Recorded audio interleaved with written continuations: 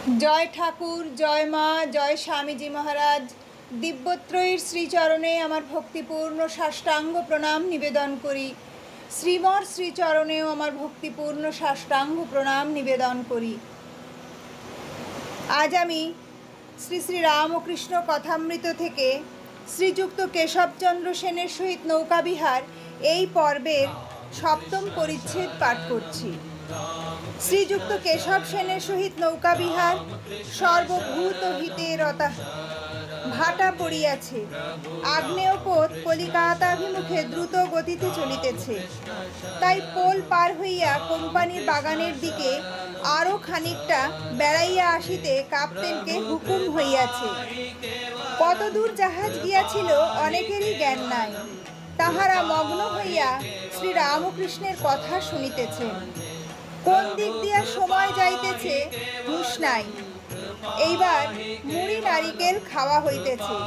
সকলেই কিছু কিছু কোঁচড়ে লইলেন ও খাইতেছেন। আনন্দের হাট। কেশব মুড়ির আয়োজন করে এনেছে। এই অবসরে ঠাকুর দেখিলেন বিজয় ও কেশব দুইজনেই সংকুচিতভাবে বসিয়া আছেন। তখন ঠাকুর যেন দুইজন অবোধ ছেলেকে ভাব করাইয়া দিবেন। সর্বভূত হিতে রতা শ্রী রামকৃষ্ণ কেশবের প্রতি বলিতেছেন, ওগো, এই বিজয় এসেছেন। তোমাদের ঝগড়া বিবাদ যেন শিব ও রামের যুদ্ধ। রামের গুরু শিব। যুদ্ধ হলো, দুজনে ভাবও হলো। কিন্তু শিবের ভূতপ্রেতগুলো আর রামের বানরগুলো ওদের ঝগড়া কিচিমিচি আর মেটে না। আপনার লোক তা এরূপ হয়ে থাকে। লব কুশ যে রামের সঙ্গে যুদ্ধ করেছিলেন।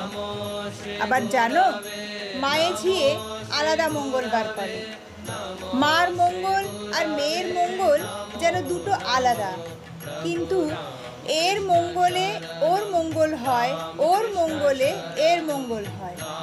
তেমনি তোমাদের এর একটি সমাজ আছে, আবার ওর একটি দরকার।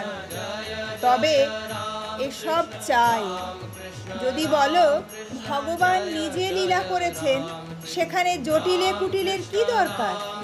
জটিলে কুটিলে না থাকলে লীলা কোষ্টাই হয় না। জটিলে কুটিলে না থাকলে রগড় হয় না। রামানুজ বিশিষ্টাদ্বৈতবাদী। তার গুরু ছিলেন অদ্বৈতবাদী। শেষে দুইজনে অমিল। গুরু শিষ্য পরস্পর মত খণ্ডন করতে লাগল। এইরূপ হয়েই থাকে। যাই হোক, তবু আপনার লোক।